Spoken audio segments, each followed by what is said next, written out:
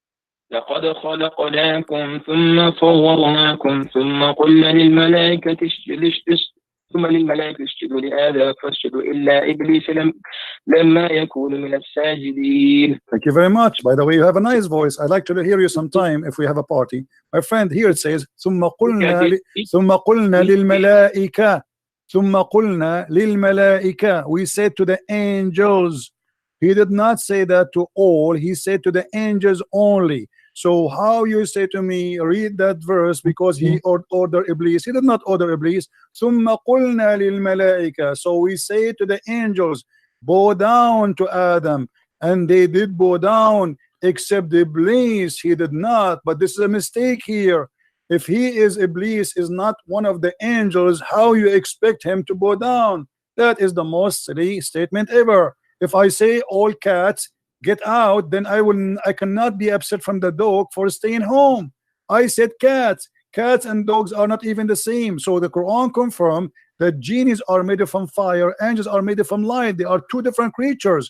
And the word of your God Allah is so clear. ثم قلنا للملائكة اسجدوا لآدم فسجدوا إلا إبليس لم يكن من الساجدين. He said, I ordered the angels, then told the angels, fall and prostrate. Did you see the name of Iblis here? No. So why he is expecting Iblis to bow down? So this is a clear mistake in the story. You go to the next verse. What does Allah ask? He did not. Okay. Yeah, but you see, okay, yeah, okay. Well, here we go. So he said to him, "What make you, like this is the funniest stuff about Muhammad." Yes. Okay. He said, I'm better than him. Okay, and oh, thank you very much for mentioning this. This is proven Islam to be a pagan religion, because the first one who ordered angels to bow down to a man, it was Allah. Allah obviously is a pagan god. He should not allow anyone to bow down to Adam, to a human. Adam is a human at the end of the day. How you ask them to bow down to Adam if he is just a man? So the first one who started paganism, worshiping someone, not God, bowing down, because bowing down is an act of worship. And at the same time, he said to him, why you are not bowing down? Iblis, he's smarter than the God of Islam. He said to him, why I want to bow down to him? What I did? If you read the story, my friend, and you're supposed to, I'm assuming you are a sheikh, it was the angels who accused Allah, saying to him, are you going to create someone he would do mischiefment? So Shaitan, the poor Shaitan, he did not even open his mouth. He did not say he would do mischiefment. He was not involved in the story. So Allah, he said to the angels, okay, I'm going to get you busted. I'm going to teach Adam all the names. And then he brought them and he said to them, okay, Adam, before he brought Adam in front of them, and he told them, I will bring the things in front of you, and I want you to recite the names. They said to him, Allah, only you knows, we know only what you taught us. And then Allah, he said to Adam, okay, Adam, tell them the names. And then Adam started reciting zucchini, potato, tomato, etc. And this is how Allah, he proved that he is all knowledgeable and the angels are wrong. So the whole story is about a fight between Allah and the angels. So what the poor Shaitan have to do with this? And then Allah, he proved to them that because he named the zucchini and the tomato and the potato, the names, supposedly that would mean his God, which is very silly. Because if I have a dog and I call him Susu, and I ask you, what is the name of my dog? And you say to me, I do not know. That does not mean I'm God. I'm the one who gave him the name. What about we do it vice versa, the opposite way? What about the angel? He asked them, okay, name it, give it names, and don't tell me the names, and I will tell you the names, which means I know the unseen. So your God here is fabricating a story, Muhammad, and he is coming with a funny story. The angels fighting with Allah, and then he expected that Iblis, and then Allah, he ordered the angels to bow down to Adam because they said that he would do mischiefment. And then Allah, he says to Adam, to Iblis, why you did not bow down? This is the most silly, funny story ever I heard in my life. Go ahead. Okay, brother. So you, as you know, that Iblis, his name at that time was Azazel. Azazel. You know about this? I know about that. This is your prophet. He took it from the Legion of the Jews. Okay. And the Legion of the Jews, if you go to the book, it's called the Book of Enoch, which is a false book.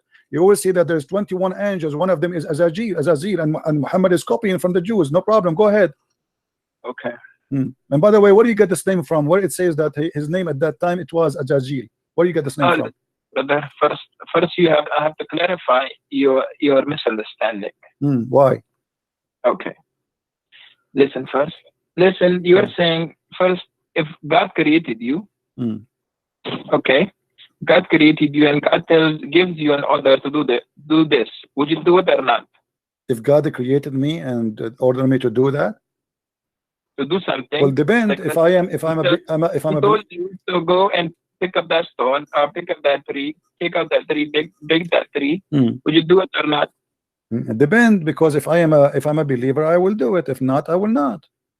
Yeah, that's thank you so much for that. So if you are a believer, you will do it. If you're a believer in God, let's say Jesus peace be upon him, he came today, he told you that Mr. Christian, let's go and kiss this stone or kiss this tree. Would you do it or not? Okay, did Allah say to Muhammad kiss a stone? You are the one who told me that the Arab. But I'm just giving an example. My friend, you are the one who said to me that the Arab before Muhammad used to kiss the stone. So you're a prophet kissing the same as the Arab pagan Arab, they kiss the stone. He's worshiping the same God. Correct? Wait a minute, brother.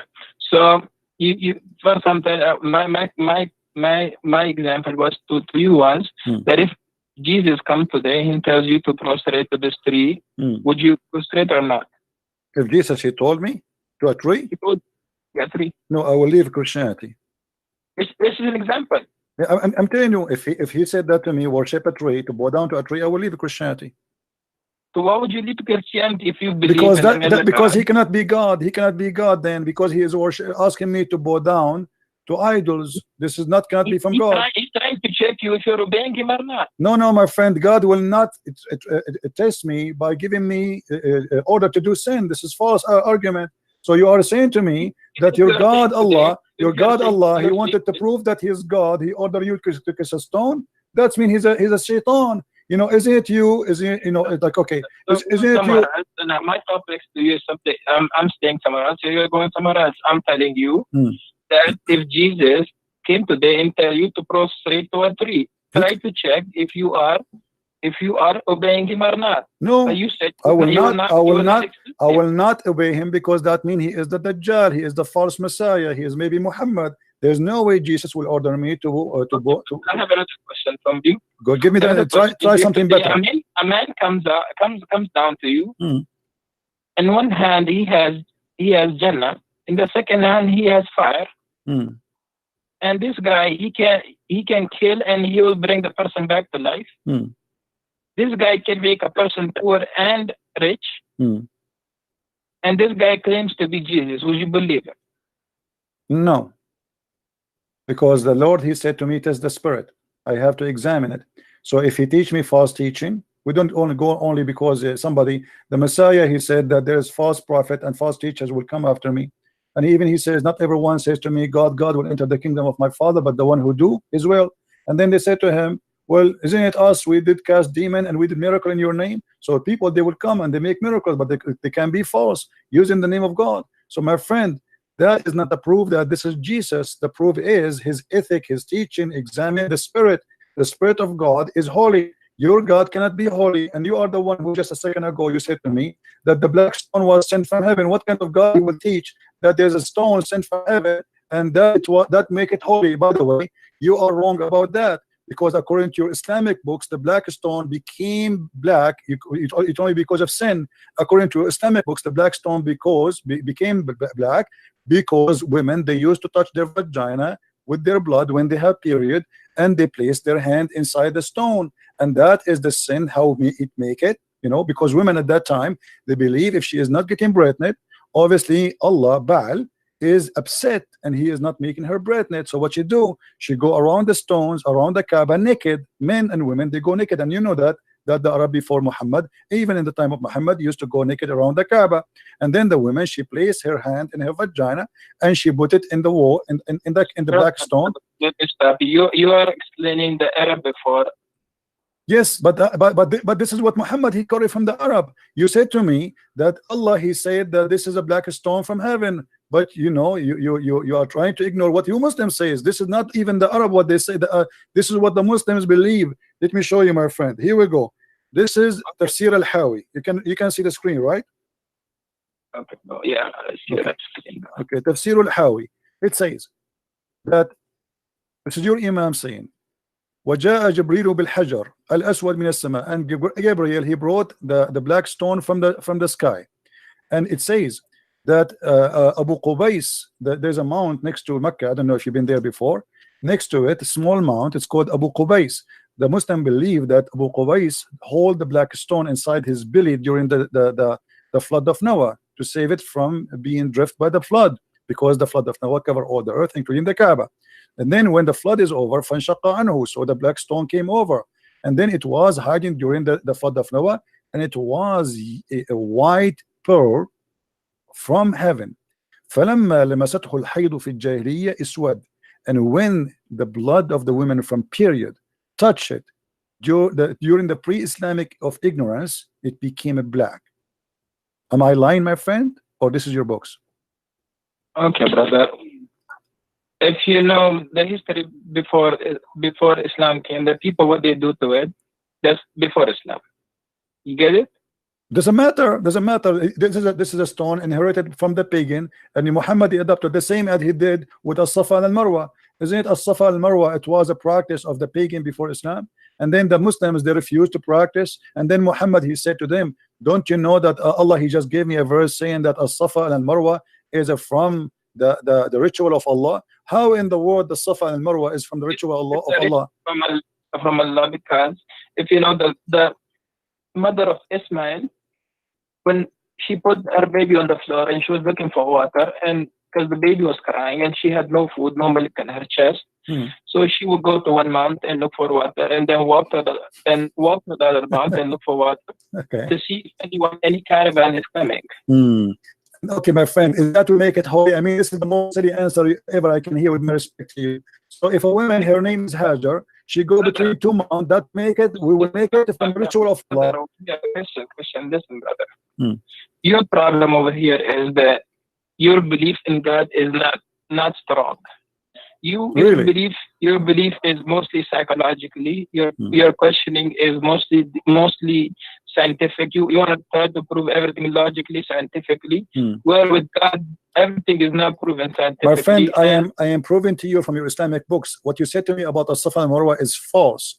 Because if you go to your Islamic books, and you will see that there was two idols for two men, a man and a woman, they have sex. And because they have sex, the Arab believe that Allah, he cursed them and he made them idols. Ibrahim no, it has nothing to do with Abraham. Abraham, he never been in the Kaaba. This is a fiction of Muslims. There is no way Abraham will go there. And by the way, if Abraham, he went there, why he left? Why he did not die there? I mean, how in the world this guy, he went all the way, and Allah, he ordered him to build the Kaaba or to rebuild the Kaaba? He has two kids. One kid is Ishaq, and the second kid is Ismail. From that, you know that he has two kids, one is Ismail and one is Ishaq. Okay, and Ishmael is from where? Ishmael is he's the son, one of the sons of Ibrahim. Okay, who is his mother? Who is his mother? His mother is Hajar. Okay, Hajar. So she is an Egyptian, right? Yes. Okay, Abraham is from where? So Abraham is from where? I'm trying to explain. You're saying that it was a paganic worship, but it's not a paganic worship. Okay, my friend, my friend. Even if you know that the Jamara in Mina, where people go on the Hajj time, they do the Jamara. Do you know why people do Jamara over there? Because this is from the pagan belief that there is a shaitan, he have a house there. Brother, it's not a pagan belief. It's a pagan belief. Brother, listen, at the time of Prophet Ibrahim, when Prophet Ibrahim saw a dream, in a dream he saw that he was slaughtering his own son. Okay, he was slaughtering his own son, Ismail. And when he was taking Ismail with him, the Satan, he came to him in a form of a big shaitan, then a medium shaitan, then a small shaitan. But Ibrahim and Ismail both, they rejected them. They rejected shaitan. They thought them as stones. Okay, may I ask you please, where do you get the story from? What was Ibrahim that the dream that you saw is not true. Don't follow the dream. Even the shaitan told Ismail that don't follow the dream. It's not true. Okay. So you are saying to me that the dream Abraham he saw to slaughter his son is from Shaitan. It's not from Shaitan. It's from Allah. The dream that he saw was Okay. from Allah. Okay. Okay. Okay. You said to me that Shaitan, he came to him as a big Shaitan and a small Shaitan. In 3 different forms. Different form. What is the form? What is the form? The first form is on bigger form. The second form is medium. The third one is the small. What is the form? 3 What is the form? What is the form? Shaitan is if you know Shaitan is jinn. Okay. He would come in different shapes. To try to put waswasa in the heart of Ismail. Okay.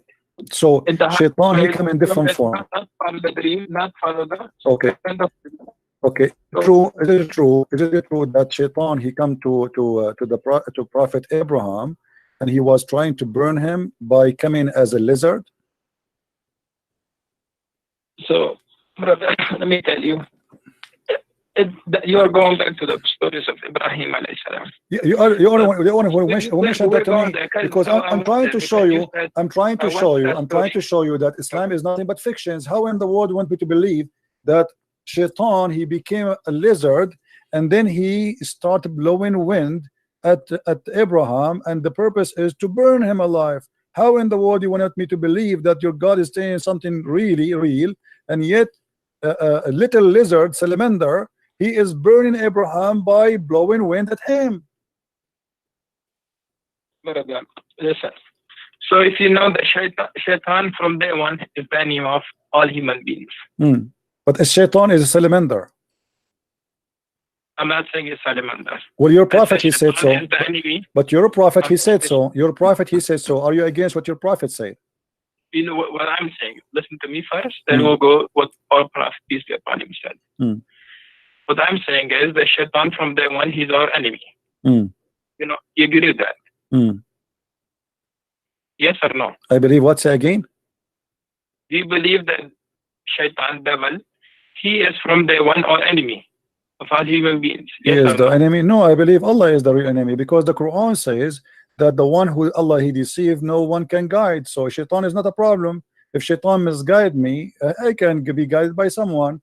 But if Allah deceive me, nobody can guide me. So the number one enemy is the real deceiver, is Allah. Shaitan is just a victim. The same as what your prophet he said about Adam.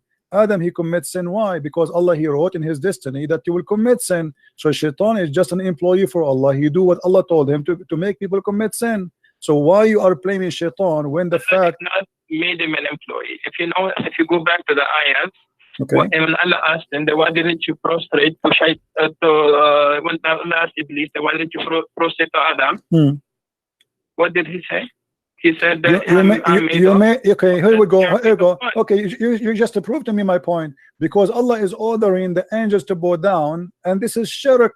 Because how in the world you order someone to bow down to a man and you are yet God? But it's the order of the God. It's not the order so Allah is the first mushrik, the first one he taught. No problem. The first one who taught shirk according to you, according to the Quran, the first one who taught shirk is Allah. He ordered everybody to bow down to a man. Thank you very much. Secondly,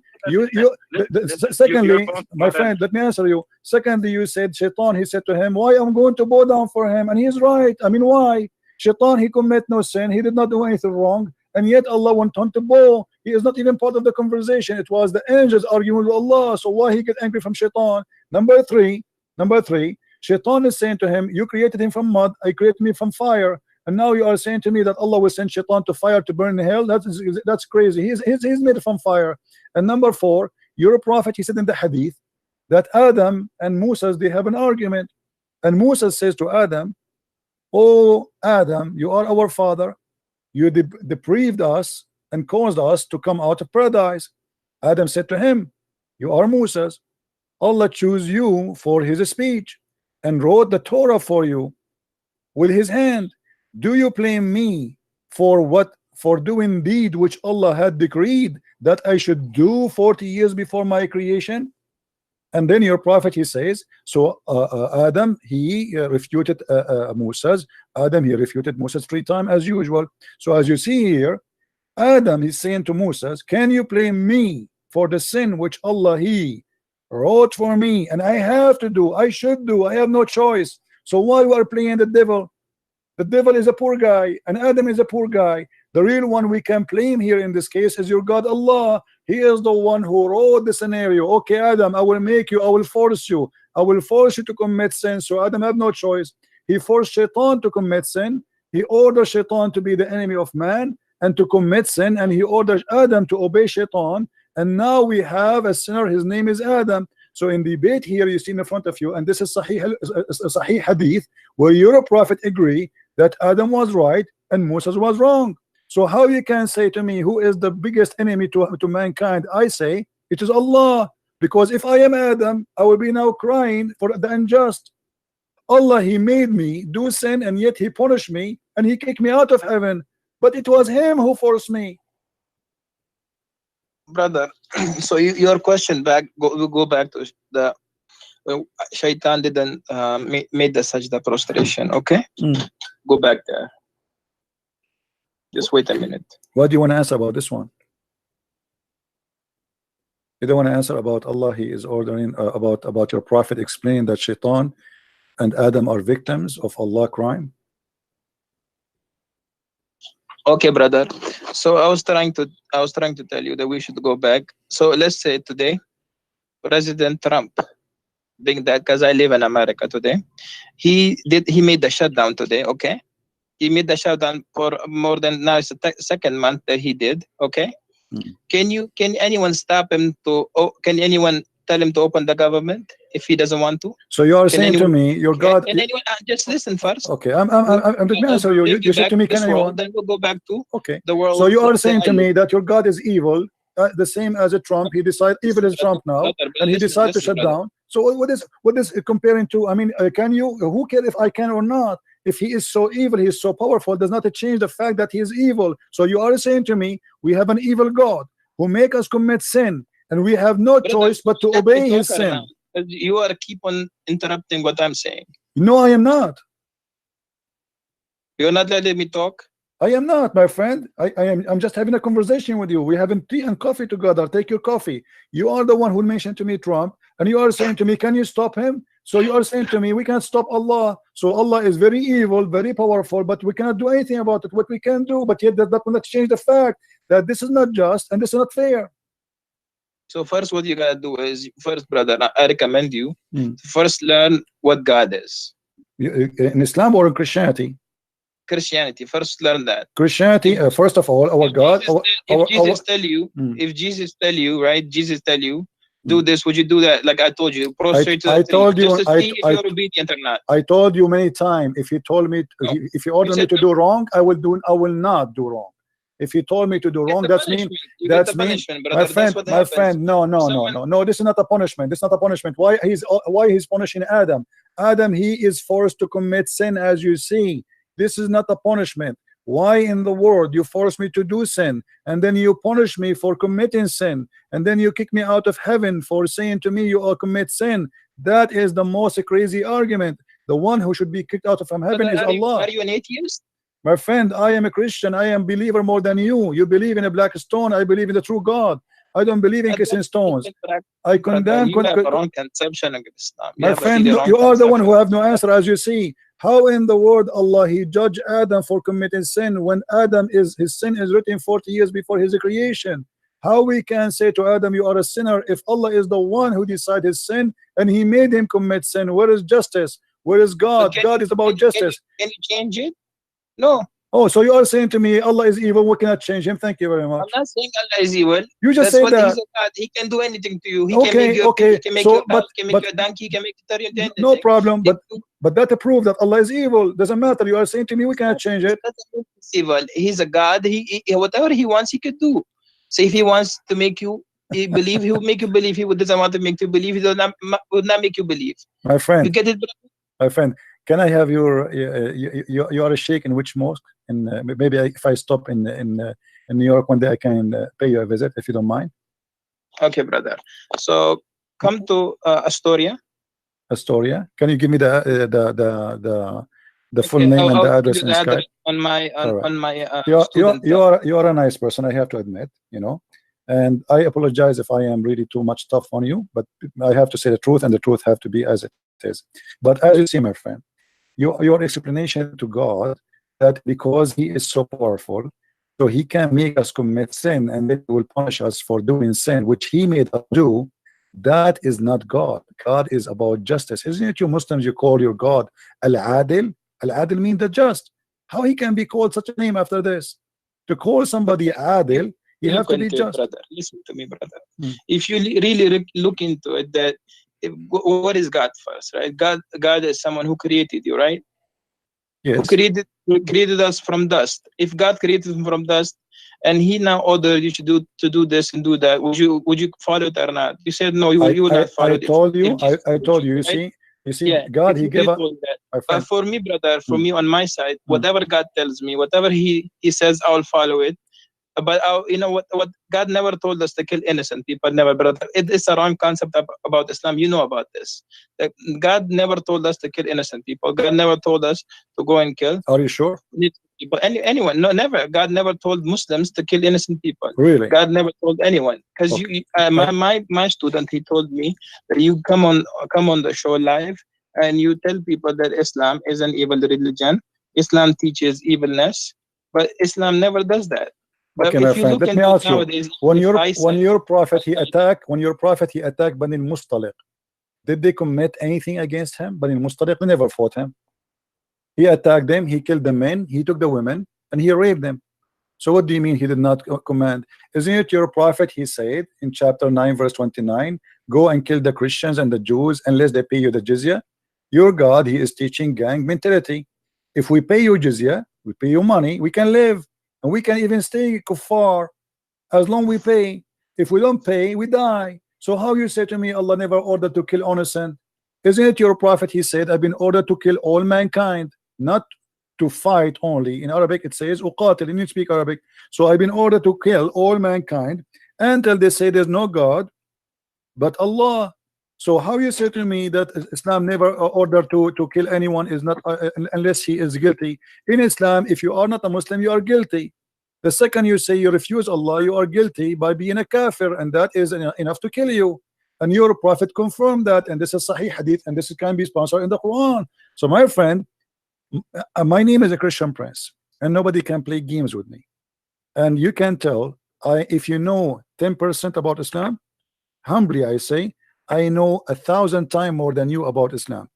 Don't make things. I know nothing. I'm zero. You are no problem. But people can be judged. But you are saying things to me you cannot prove it. How in the world you say to me that Islam order us not to kill innocent people?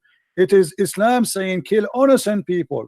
Just because they are not Muslim, they are not innocent. So I believe this is a form of deception, trying to say to us what we hear in the TV stations, that Islam is peace, when your prophet says I've been ordered to kill all mankind. Until you got to look at the context of Quran. Okay, give me the context, my friend. Here we go. We have to look like summarize everything. Look, no problem. Look, no problem. Is it your prophet who said I've been commanded to find all people? Is God sent prophets or prophets to the Jews? Then he sends to the Jews Jesus, and they believe in Jesus as a God. Then they believe in Uzair as a God. They worship cow. Who is Uzair, by the way? Who is Uzair? So think about it. If God is keep sending messages, keep sending messengers, they're killing messengers. They're killing all those people. They're killing those people who are believing. Okay. Okay, did you say, my friend, did you say the Jews, they killing people? Can you name for me one messenger the Jews they killed? The Jews they killed Yahya. Can you show me the reference, please? They have more other prophets. We don't have, we listen, brother, we follow, we believe in Torah, we believe No, you in don't believe in the Torah. No, you don't but believe in the Torah. Do you believe the Torah today is a true Torah? The Torah today, listen, brother, the Torah at the time of our Prophet Rasulullah sallallahu alaihi wasallam is different than the Torah that we have. Okay, so how you say, so where you got the story that they killed the Jews, they killed the prophet, his name is Yahya? Where you got this story from? Is that from the Quran? It is not. Where you got the story that the Jews they killed the prophet? I told you who is the prophet. You said Yahya, right? You are listen first to my what I'm saying. Okay, but I want reference. You said to me from the Torah. You don't believe in the Torah. I'll give you references, brother. Just wait. Okay, I'll give you references. Okay, from tafsir. You will give me tafsir. Tafsir is coming from the Torah too. Okay, brother. If as I told you that God keeps sending messengers to the humanity to guide them, but what they would do is they will kill all those messengers. Okay, I have a smaller question for you before you go. Maybe you are tired. Let me ask you. You just said that the Jews, they killed many prophets. Is that correct? Of course, brother. Okay. Why they could not kill Jesus? Why Allah decided to save Jesus only, but not the rest? As long they are prophet, and the Quran says we don't differentiate between prophets. So how come the Jews, even they killed Muhammad, they killed him by poison? So Muhammad died by poison, and the Quran confirmed that some you called impostor, liars, and some you slay. But yet we see that Allah decided only to save Jesus. Do you have an explanation for this? Why and only Jesus will be saved when your prophet, he was killed by poison? Okay, brother, listen first. My mic?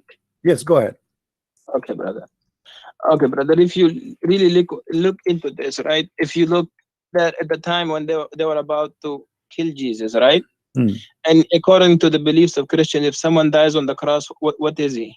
If he die, no, if he die in the cross and he is guilty, he's a criminal, he will be cursed. If you are a criminal, because everyone who die in the cross, dies on the cross will be cursed, right? If he is a criminal, because if you die in the cross, my friend, they were putting my friend, because they were trying to humiliate. No, this is not the reason. The cross is a punishment of the Roman, and the Bible says whoever killed in the cross, because usually only criminals who commit big crimes, they are putting them in the cross. So whoever die in the wood crucified, he is cursed before he's a criminal. But Jesus commit no crime, as you know. So now we ask you, why Allah decide to save Jesus, but he don't decide to save Muhammad?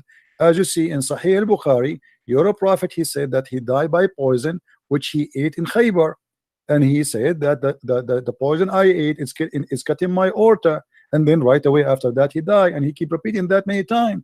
So proven to us from your Islamic source, Muhammad died by poison. Jesus, according to Muslims, he was saved by Allah. The question is very simple. Why Allah saved Jesus, but he don't want to save Muhammad? So if you know, brother, that Jesus, at that time when they were trying to crucify him, God took him up to the heavens. Okay? What? Sorry, say again what? I did not get you. What? So God took him to the heavens when they were trying to crucify Jesus. Okay, why why Allah did not take Muhammad to heaven?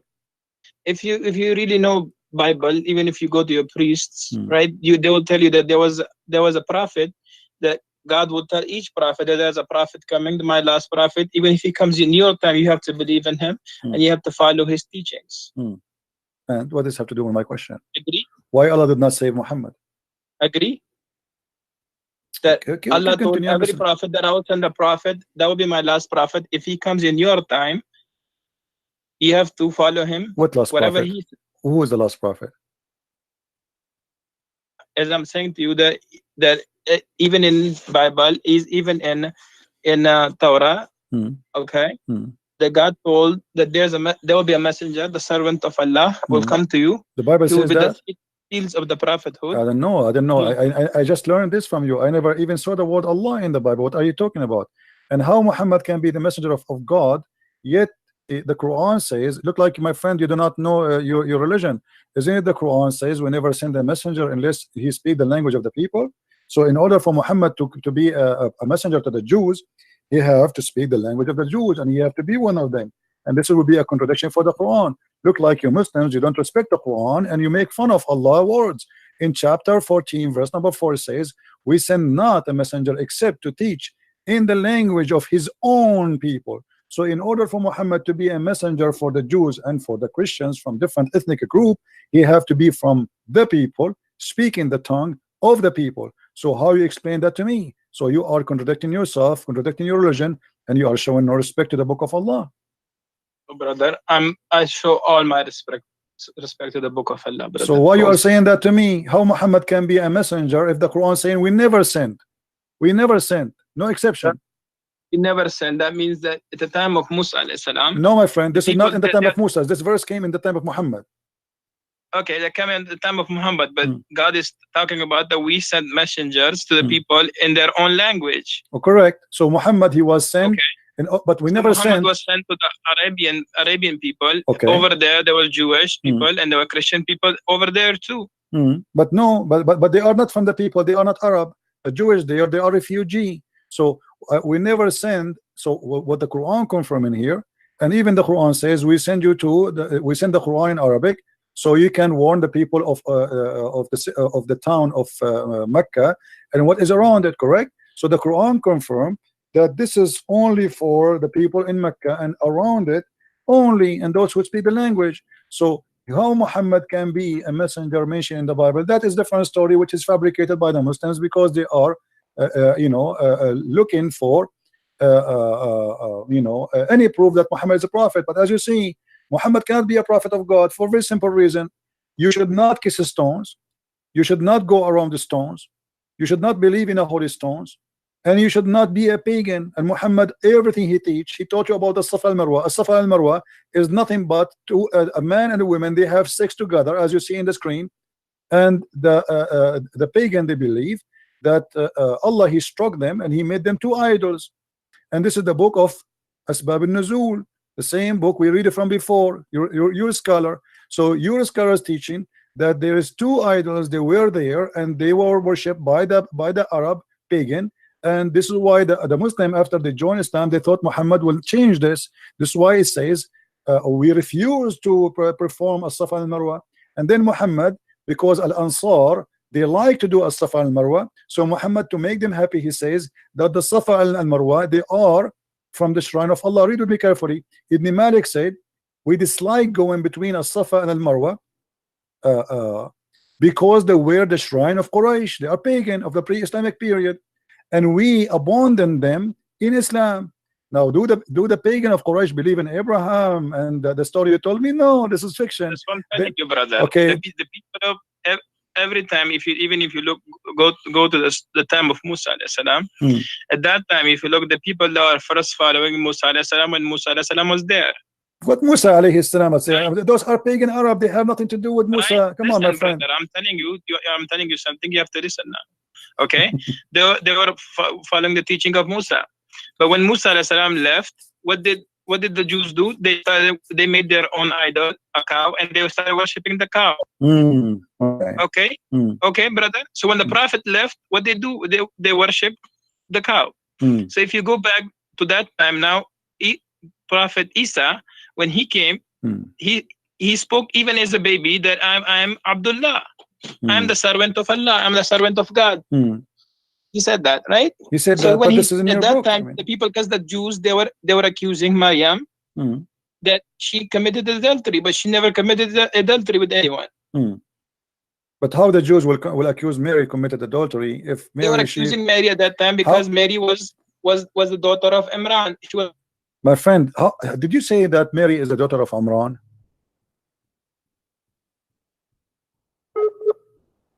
Oh, we are losing him.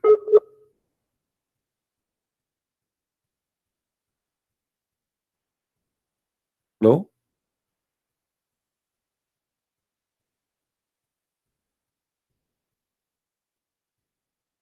Hello?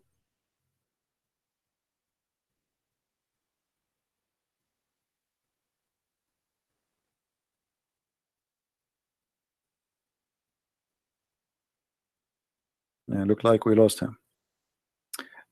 Anyway, that will be endless. Guys, did you have fun? Did you have a good time? A sheikh want to debate me? I don't even dare to debate myself. What a big mistake. Anyway, he's welcome to call us anytime. Feel free to download this video, share it everywhere. You can cut it from the time he start calling me, because that will teach everybody how Islam is really nothing but a fiction. It's a collection of stupidity, and those who claim to be sheikhs, they have no answer. Hello? Sorry, brother. It's all right. It's all right. No problem. No. Charge went off. No so, problem. brother. Okay. No. So, Maryam, she was from the lineage of Yaqub. Okay. Let me ask you. when you say that Maryam is the daughter of Umran, where is this coming from? Is really Mary the daughter of Umran? The forefather, the lineage of Maryam alayhi salam comes from the lineage of Yaqub alayhi salam. This is not a question. The Quran says that Mary is the daughter of Umran. Is that correct? Yes, of course, brother. Okay, what is the name of the father of Moses? Imran. Okay, so now we have Moses and Mary. They have the same father, and they are brothers and sisters. Even today, brother, can't you have two in one family? No. You have, let's say, your name is Christian. No. Your name is Christian. First of all, Moses is not from the same tribe of Mary. This is number one. Secondly, I'm saying lineage. I'm not saying tribe, brother. I'm saying lineage. Still lineage will not be the same, because at the end of the day they are from the same tribe. Secondly, the father of Mary, his name is not Umran. So why Muhammad he quote a wrong name? Simply because he thought that Maryam, the sister of Moses and the sister of Aaron, is the same Maryam is the sister of Moses, the mother of Jesus. So Muhammad he says, Ya Ukhta Harun, or sister of Aaron, because he thought that those are family, and all of them they have one father. His name is Umran. So your prophet cannot be a prophet. How he cannot quote a name correctly? His history is wrong, and he quoting name wrong, and he claimed that Aaron is the same, have the same father as Mary, which is Umran. And the same time he said to her, "Oh, sister of Aaron." So this is additional proof that your prophet cannot be a prophet. It's a fiction, it's a lie. Same time, go and read the Bible. Why the Christians even need to change the name of the father of Mary? Why even the Jews need to change the name of the father of Moses or Aaron? In both name, your prophet he called them wrongly. You have so many questions, brother. I know you have so many, man. That's good to have questions always. All right. Allah loves those people who have questions. No, okay? my friend, this is not true. This is not true. The Quran, no, Allah don't love those who have questions. This is not true. In chapter 5, verse number 101, Allah says, "Ask not questions." So why you say to me, Allah he loved those who ask questions? Ask no questions. At time today we have complete Quran. Today is for the people at the time of Muhammad, peace be upon him. They didn't have the complete Quran. They didn't have the understanding that today we have. What does that mean? You get it, brother? What does that mean? Okay, brother. Today we have a complete Quran. We don't have a complete Quran. Where do you get this from? Where do you get this from? Isn't it Aisha? She said that the chapter of Al-Ahzab used to be equal to the chapter of Al-Baqarah. Isn't it Umar? He said that the Quran uses 1,027,000 letter, which means we don't have even 25% of the Quran. Isn't it Aisha in the hadith? She said we were busy with the prophet, a goat came and ate the Quran. I mean, you Muslims, you are copy paste. You say things to us, you yourself don't believe in it. How we have the complete Quran when all your Islamic references the Quran is gone? Brother, if you look at the hadith of Aisha, it says the goat came and ate the two verses, and that verses she kept for her memory. That was about stony ramal. Okay, tell me from your memory, please. The breast. That was about okay, tell me the breastfeeding for adult from your memory. As long as you said we keep it in the memory. I want you to recite for me the breast feeding for adult 10 time verse. Do you remember it? 10 time verse. Listen, brother. First, this there's nothing missing from the Quran, and Quran is completely complete. There's nothing wrong. My with friend, Quran. Do you memorize it? Do you memorize the breastfeeding for adult? We have to go back to Maryam. Okay. No. You see, before you go, I don't like to jump. You said to me we memorize it, nothing missing. Here, there's either me trying to play games with you, or you are trying to play games with me. How you say to me we memorize it, but you cannot recite it for me? Here we go. I'm asking you, can you please, friendly? I want to learn from you. I want you to be my teacher from today. Can you recite for me the breastfeeding for adult 10 times, which the goat ate it? You said yes, we memorize it. Okay, I want to hear it. Go ahead. The words of stone and breastfeeding an adult 10 times was revealed. Okay. And the paper was under me, my pillow, when Messenger of Allah died. Upon him, we were preoccupied with this, that, and the time shape came and ate it. If you look, go a little bit down.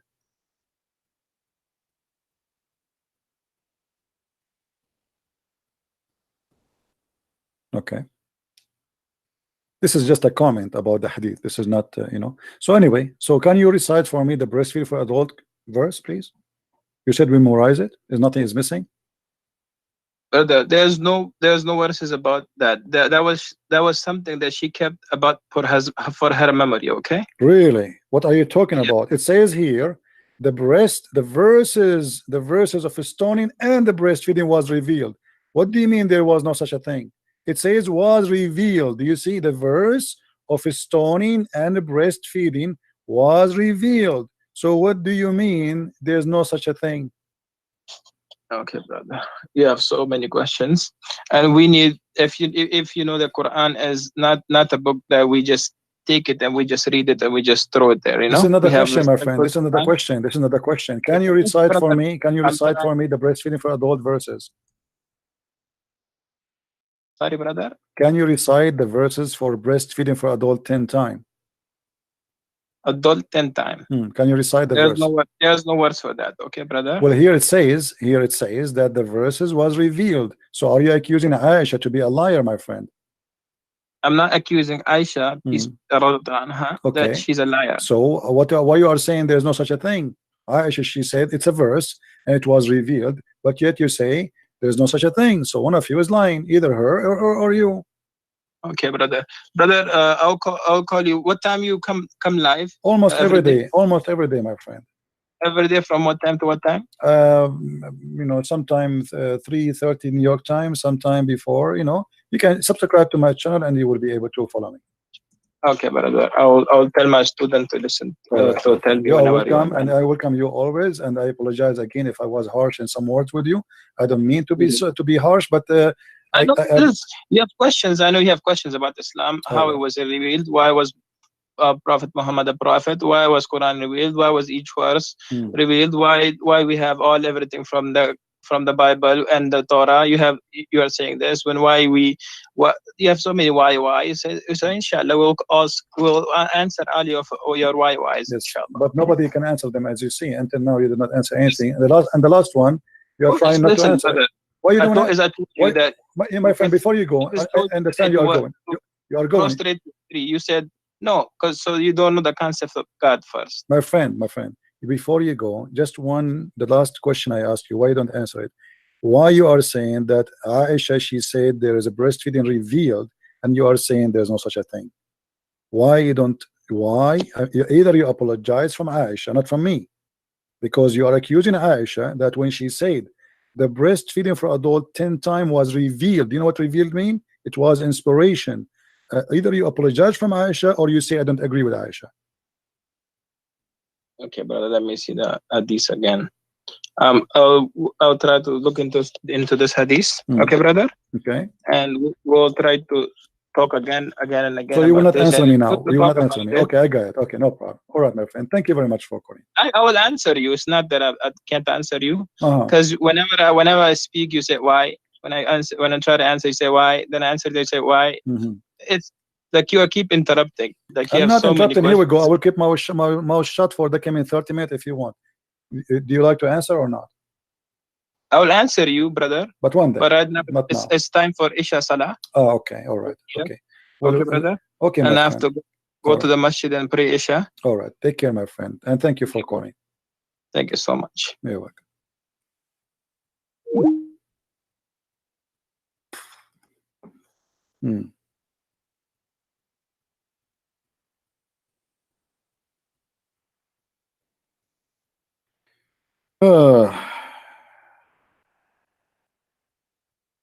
You have to go to pray.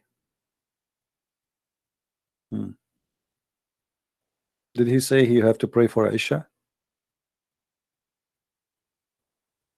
And he live in New York? But Aisha in New York at 6:32 p.m. Right?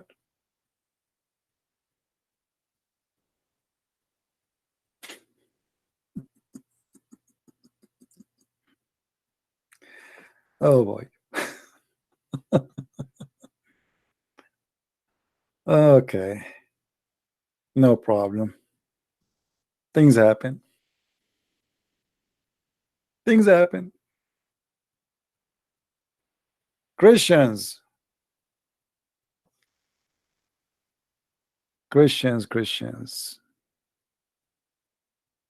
Be proud, my friends, my brothers, my sisters, you have the best of the best. His name is the Messiah, and by him we are victorious, not by Christian Prince. All right. Do you see how you have to enforce conversation with the Abdul? They are professional deceivers. He keep jumping from a place to a place to a place. He think he can rest.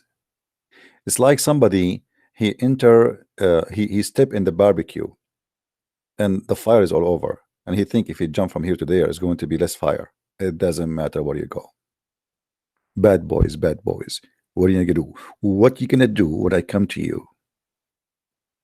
Learn, my friend, how to enforce a conversation. They never answer. Look how we started, look where we end. They never answer. We will answer you, inshallah. Inshallah. Now, I'm going to open my Skype for the Abdul who like to call us. Inshallah, they can answer us. We will give them 15 minutes from now to receive a Muslim call for any Abdul like to call. Only Abdul, please. This Abdul is giving me his phone number. Then call phone number, my friend. Let us see first if he's a Muslim.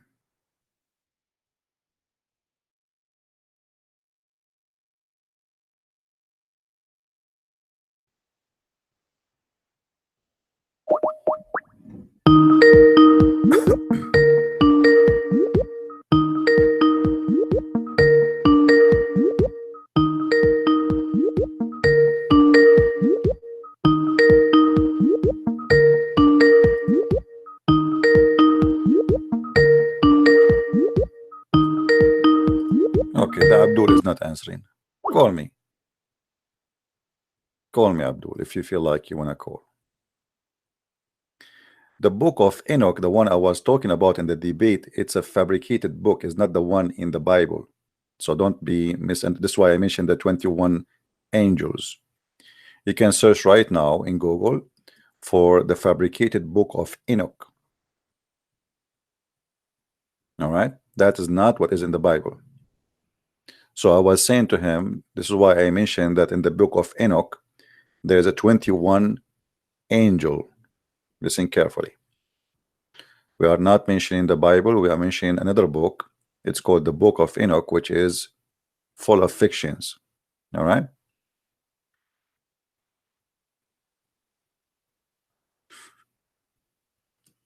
any Abdul?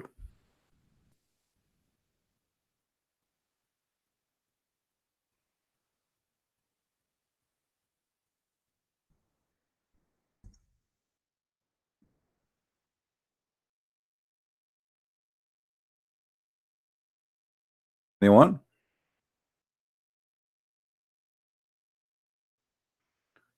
Okay, of course.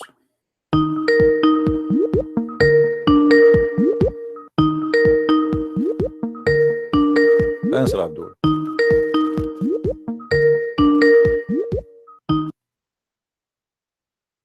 Hello, Hello, Abdul. How are you? I am fine. How are you? I'm all right. So what do you want to say to us? You are live on air. Everybody can hear you. What do you want to say to us about Islam, as long as you are a Muslim? I don't know. You do Ask not me know anything. anything? I am very well prepared. Ooh, that's something. Okay, I will, as long as you are prepared, I want you to ask me the question you like me to ask you. You ask me. Be my guest. No, what about, because I want to show you that even the question you think you are prepared for, you have no answer for it. So what about you give me the question you like me to ask you? No. Come on. Be my guest, my friend. Okay, give me a question. I'm a Give me guest the here. question. I'm a Help guest me. I here. don't know what to say to you. I'm Give a me a guest here. question. You Give me are, a question. What do you like to tell us about Islam? Go ahead. Something prepared for. I want you to speak about something you're prepared for. Go ahead. Okay, let's speak about Islam being a religion of peace. Oh, that's wonderful. Go ahead. Yeah, well, prove me wrong. Prove you wrong. What about you? Yes. Prove yourself right first. Yeah, you're the teacher here. Okay. Okay. Do you know the I'm Quran waiting. very I'm well? waiting. You have no evidence. Do you have do you have like, do you know the Quran? Very well. Okay. Let's see. I only see Arabic text on the screen. Oh, okay, sure. That's good. That's good. Okay. Can you read for me chapter 47, verse number 34? Wait, I'm going And online. 30, Oh, are you gonna 35. put it? Are you gonna put it on the screen? Yes, it's in the screen already. 47. Wait, what's in Arabic? Hmm. 30. Which one do you want me to read? 35. You can read if you want the verses before the verse. It doesn't matter. But I don't know. I'm from Pakistan. I don't know Arabic. So why you want me to show you the Arabic text? No, I didn't say Arabic. I said I can see Arabic. I said, can you put the English one? Because I'm from Pakistan. I don't understand Arabic. Okay. Okay. You're like Zakir Naik. I don't speak Arabic. Okay. Here we go. It says, but we're not faint hatred, crying for peace when you should be the uppermost. So the Quran forbid the Muslims for crying for peace as long they are victorious. What do you say? You know, where in let me can I okay, give me 1 second. I'm reading. Okay, you said you're a Pakistani, right? Can you speak to me in Urdu? Sure. Go ahead. Oh, jiggy jiggy. Okay, I know that this is the idiot. Donkey. I'm sure you are a fruit of a mule and a donkey, not a horse. Stupid idiot. Now, do we have any Muslim would like to call us? I mean, when you have a child like this, imagine, I feel sorry for his parents. When you have a child like this, he's not like in, I don't know how to describe him. He's a frog, he's an insect, he's a cockroach. I mean, what is the value of your life to call people just to bother them and to being a child? I mean, how in the world this idiot one day is going to be a father of a family? How disgusting. Thank God if you don't have a son like this. I feel sorry for his family. What a piece of trash. Now, do we have any Muslim would like to call us?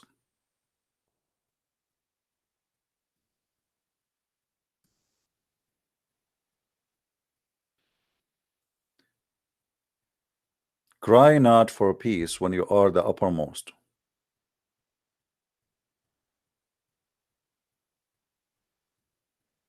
Do we have any Muslim? Guys, don't call me in Skype, please. I mean, don't text me in Skype. If you want something, text me in the chat. Skype only for Muslims to call me, not to chat. If everybody texts me in Skype, I have thousands of people. So please respect that you are disturbing, not helping. This is why the chat is for. Skype is open for Muslims to call, not to chat with any.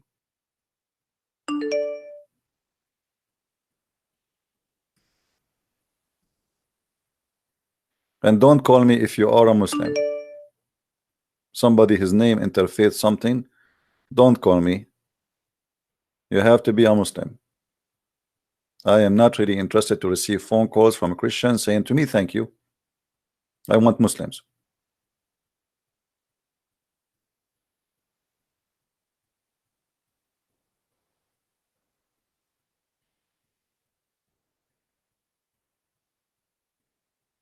Somebody says to me that a guy, he is speaking German and he is a Muslim. He says Islam is all about love. My friend, I mean, is that a question to answer? I mean, how foolish we are to the point we believe such a statement.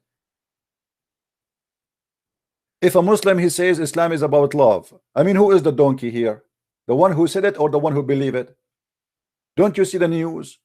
Don't you watch videos? Don't you watch Muslims speaking about killing the infidels? And yet you say to me, a Muslim, he says Islam is all about love. Okay, believe him then.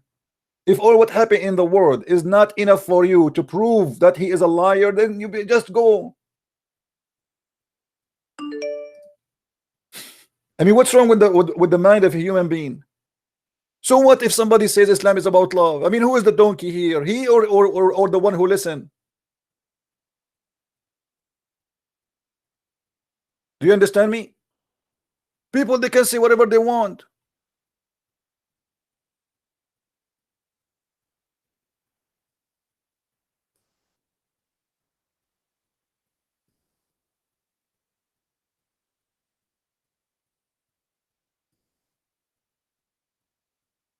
If everybody says something in the internet, then we have to refute him. I mean, this is the most stupid thing. That's it. We just showed you in the screen. You know, we have thousands of videos showing you. And ISIS, they help us. Al Qaeda, they are the true Muslims. Muhammad, he said, I've been ordered to kill all mankind. So, okay, Islam is about love. I mean, sometimes people are like kids. This guy, CP, this guy, he said Islam about love. Okay, and love him. Let him give you a hug. Go to Saudi Arabia and say, I don't believe in Allah. Let us see how much love will be.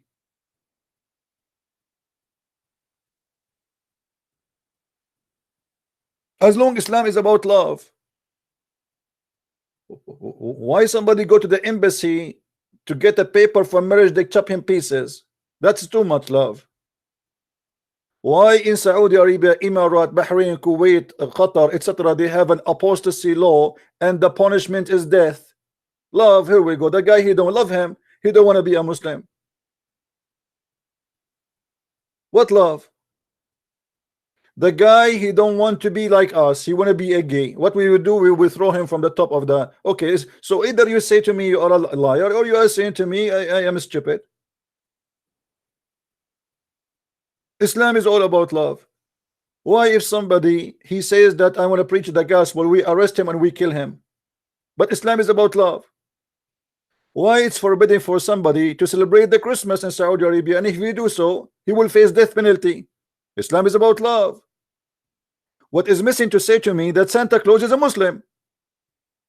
And not only that, maybe Valentine himself, Saint Valentine as they call him, he himself is a Muslim.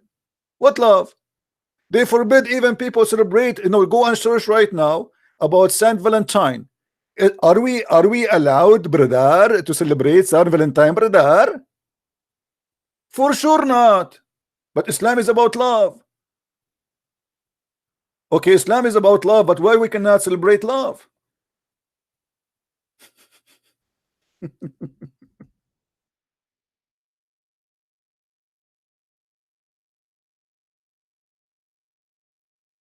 Either you decide to be a child, whoever people says to you, you believe in it, or you decide to be stupid, or you use your brain. You do not need a Christian Prince, my friend.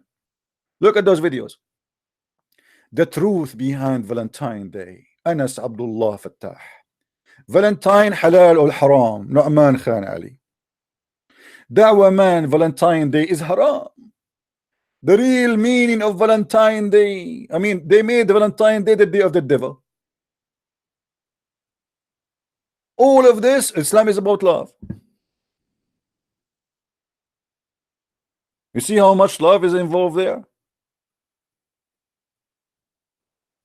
Millions of videos speaking against the Valentine Day. Look at this face. This guy, he have a face of the devil.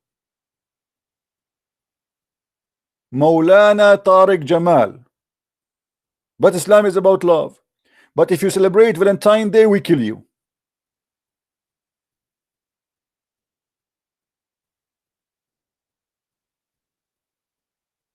Islam is about love. But we are going to behead the one who installed the prophet. The one who said the prophet is a black, kill him, as the hadith says. Islam is about love. We love to kill.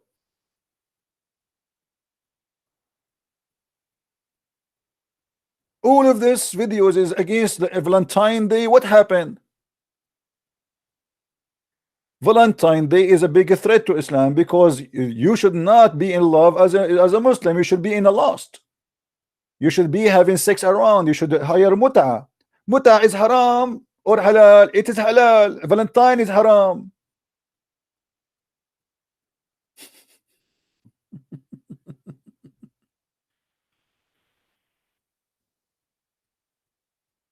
sometimes questions are very funny. Can you please help Bob the Builder to help fix hadith reference in this video? Who is Bob the Builder? I don't know even what you're talking about, my friend Arun. I have no idea who is Bob the Builder. I know what his name, the plumber, Joe the plumber, but Bob the Builder, I do not know him.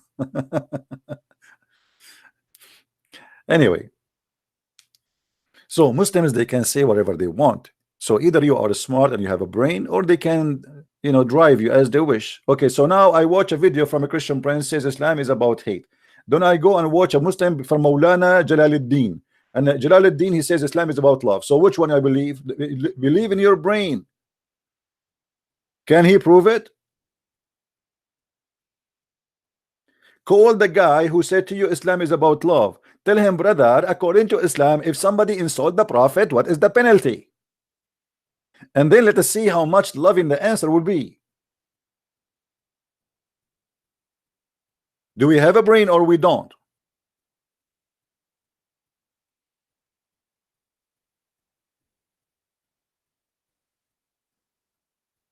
And the funny, they send me videos of like people from Germany supposedly trying to refute me. Like there's a guy, his name is Tarzan from Germany, Tarzan. So this guy, I make a video, he say Christian Prince is a liar. Christian Prince, he said that the Prophet, he stink. You stupid idiot, it's not me who said that, it's your scholars. And he say, and then he said to you, this hadith is weak. Even the weak hadith is accepted. And what weak? Weak because it's embarrassing. For you, it is weak because it's embarrassing, proving Muhammad to be a false prophet. You Muslims, you report that the Prophet, he stink, not me.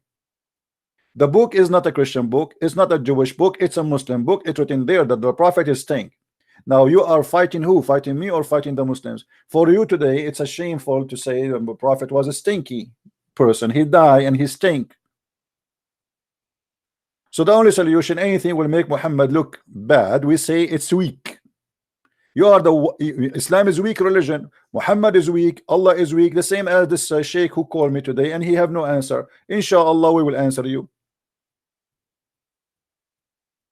It's a weak cult.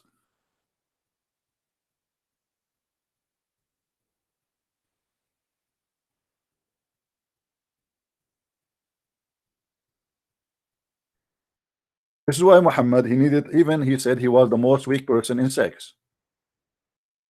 And then he invoked Allah, and then he sent him a dish of shish kebab. He ate it, he got the power of 40 men.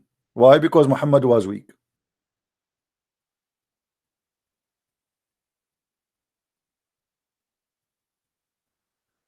Do we have any Abdul?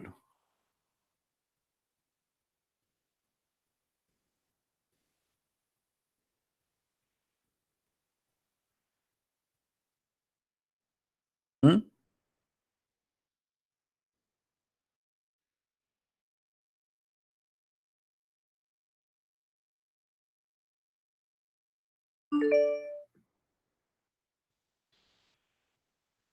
Don't call me if you are a Muslim.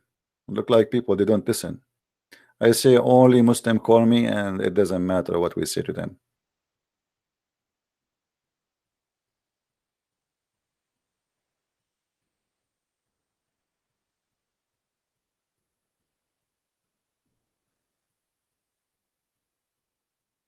Any Abdul?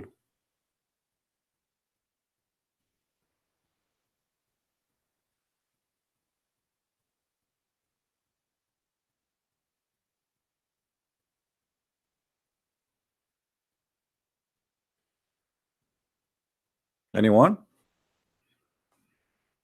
Mayday, Mayday. Who is the Abdul wanna call us? Mayday, Mayday. And inshallah we will answer you. You have too many questions, brother.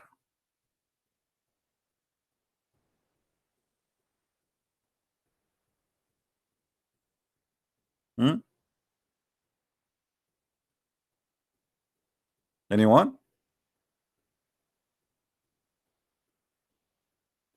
After we finish broadcast, you will see how many Muslims they post in the text. He's a liar. He is a deceiver. Christian Prince, that he's a genie. Even a guy, he's saying to the Muslims, I am a genie. You believe it? I am a genie. They are saying that Christian Prince is a genie. Why they think he is a genie? Because he's so fast in thinking. His brain is out, you know, torturing their God. They cannot answer. So he's a genie. He cannot be human. I mean, did you hear him? Did you hear him, brother? How fast his thinking is? He obviously he is not a human. He's a genie.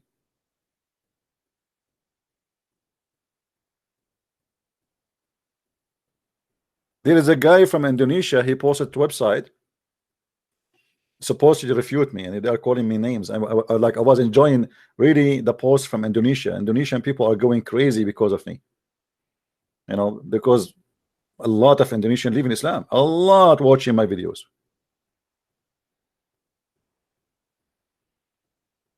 Genie he is not a genie in the ball, he is genie in YouTube. Yeah, you can get a 3 wish. One of them is to make your penis never go sleep. Is that the one? Here we go. Allah is the real genie. I swear by Allah, Muhammad, he says, there is no one of you whom admit to paradise, but Allah will marry him to a 72 wives from the Houris and 70 from his inheritance from the people of hell, and those inheritance whom they will have a desirable front passages. You see here the translation trying to make it look nicer. He's talking about their nipples, their boobs, their vagina. So don't worry, Allah will import from hell special kind of women, the best women who have nice boobs, brother. Very important, brother.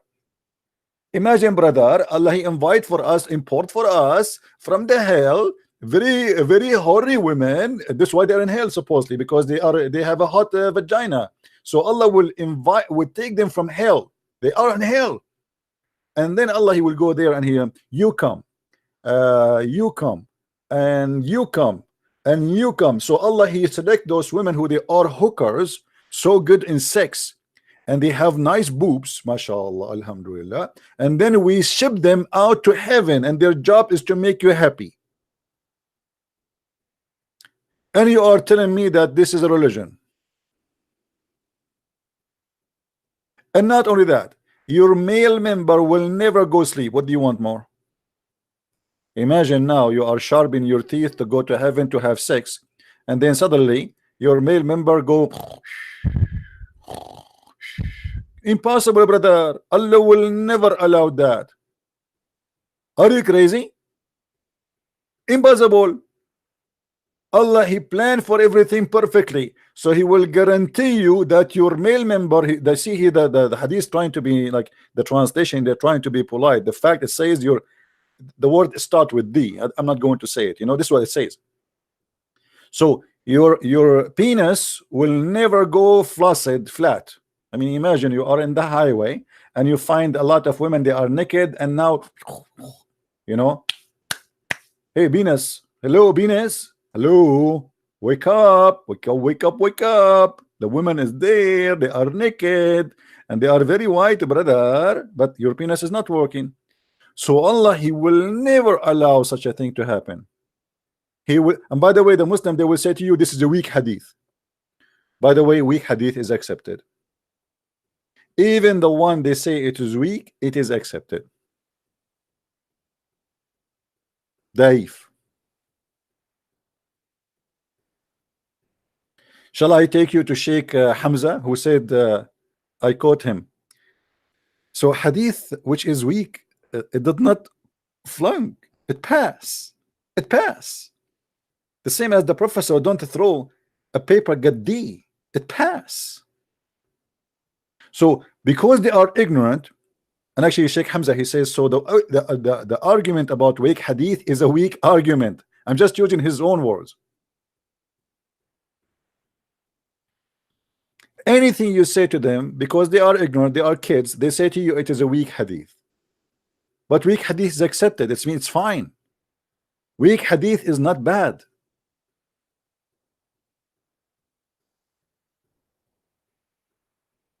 Do we have any Abdul?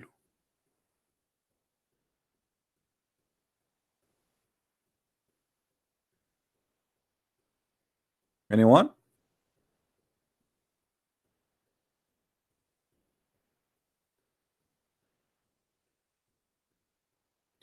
And as you see, we have a sheikh for how many, like all this time, he could not answer anything.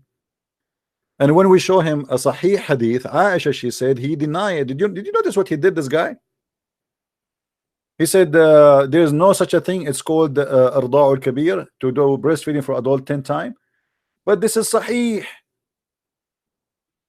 The story is mentioned many times.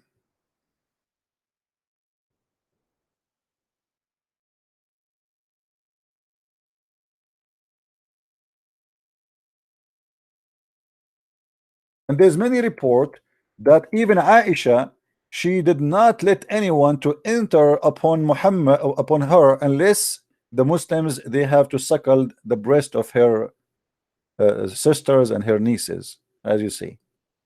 So anything is embarrassing, right away they say it is there's no such a thing. Here we go. This is Sahih Muslim. It's Sahih Muslim. It's even the name of the book is Sahih Muslim, which means correct Muslim. So the name of the book is correct Muslim. You Muslim, you call it correct, but it's wrong. Anything is embarrassing, they say it's wrong, it's weak. But weak is accepted. Even the weak one is accepted. Again, just to remind you, the video about animals, the most dangerous animals in Islam, is back. You know, YouTube put it back because they tried to take it down. The Muslims, they flag it, and YouTube agreed there's nothing wrong with that video. We are fighting hate, we are not teaching hate. And they thought maybe the Muslim, they flag it like crazy, and they try to take it down, but you know, it doesn't work. It doesn't work, my friend, because even if you take my video down, the video is all over. You see, there's something about Christian Prince maybe you do not know. When Christian Prince, he says anyone can download my videos, there's a purpose of that. So the videos will never disappear. They are all over the internet, not only in YouTube. So if you think you can take my videos down, you are dreaming. And my books is there too. And this is why we say, please download.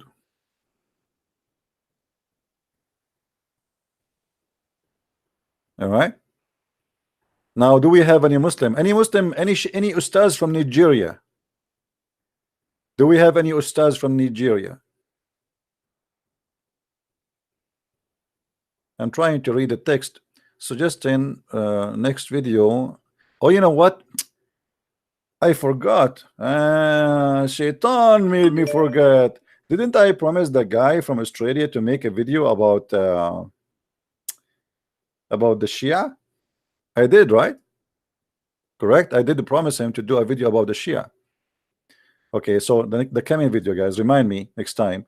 If I did not, if I you know, I don't know, because the topic took us to talk about this guy. He called me. Actually, I was planning to talk about the Shia, but then this guy, he called me the student of the Sheikh who was debating me, and he says Paul and etc. So I wanted to get him busted. Otherwise, actually, I was going to talk about the Shia.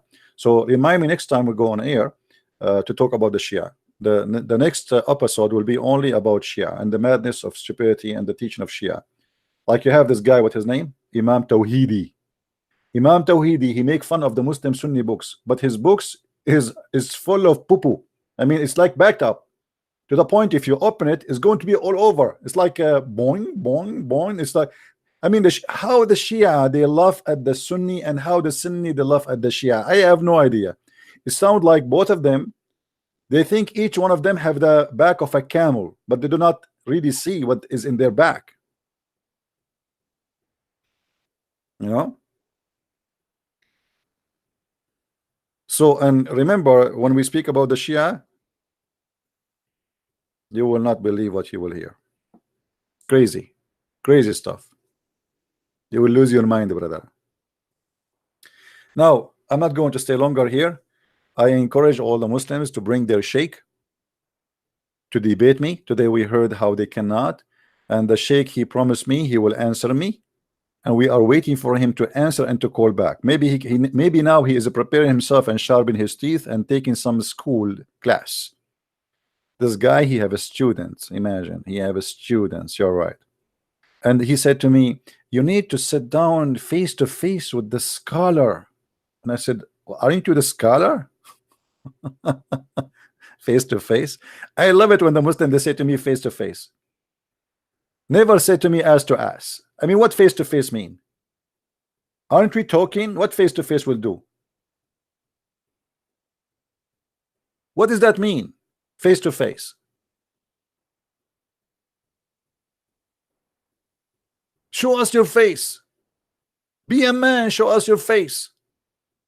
Well, even Allah himself, he never spoke. He spoke always from behind the veil. Why you want to see my face? Even Allah, he says that he never spoke to anyone except from behind the veil. Chapter 42, verse number 51. As you see, Allah never spoke to anyone except from behind the veil. So why you don't say to Allah, show your face? What about we ask Azazil? Did he say the angel Azazil? Azazil. Nice to meet you, Azazil.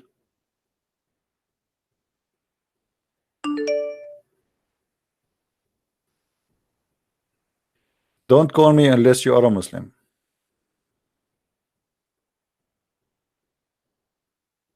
Look like one day I will give up this Skype and stop opening it, because we keep saying only Muslims call me, but nobody listen. Anyone? Who is a Muslim when I call us?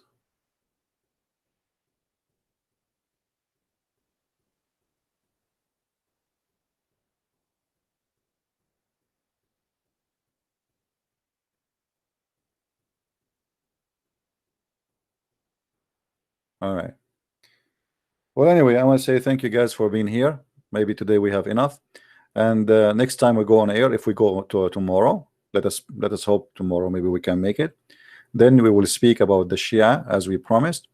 Bring your popcorn, and if you are a Shia sheikh, you can call me tomorrow. Feel free if you like to defend your Shia sect. And I find the Shia sect is hilarious. I mean, it's a comedy. And please, tomorrow, if you come to watch the Shia episode, please be sure you don't wear a black shoe. Anyone remember what the Shia believe about the black shoe? Let us see if your memory, just to remind you about the Shia. Anyone remember what wearing black shoe will do if you are a Shia? Who remember? If you wear a black shoe, according to the Shia, that will make your penis useless. So if you are wearing a black shoe and you are married, I'm warning you, sooner or later you will lose it. This is what the Shia believe. And the only way to have a very powerful penis, according to the Shia, is to wear a yellow shoes. This is why the flag of Hezbollah is yellow, if you notice. MashaAllah, Alhamdulillah. Now I understand why a lot of people, they are suffering from sexual problems. It is the black shoe. I thought it's something else. It turned to be the black shoe. Let me see my shoes. This one is not black, and I have only 2 shoes. That's it. None of them is black, so I'm fine. Thank God. It happened by luck, not because I was smart. It was by luck. Like, it's a relief. I man, imagine. I mean, you wear a black shoe. I mean, what an idiot! How you do that? Don't you know that it is haram? And don't you know that this will cause you to, you know? And come on, don't wear a black shoe. And by the way, this is proven scientifically to be correct. So next time we go online, if it's tomorrow, it's tomorrow. If not, maybe the day after, we will talk about the Shia. Please invite your friends and tell everybody, and subscribe so you get notification. And don't forget to subscribe to minds.com/Christian Prince. You see it in the screen always. So subscribe, join us, so you will be notified. Until then, I say may the Lord bless you. Christ is Lord and Islam is false. Thank you very much. Take care.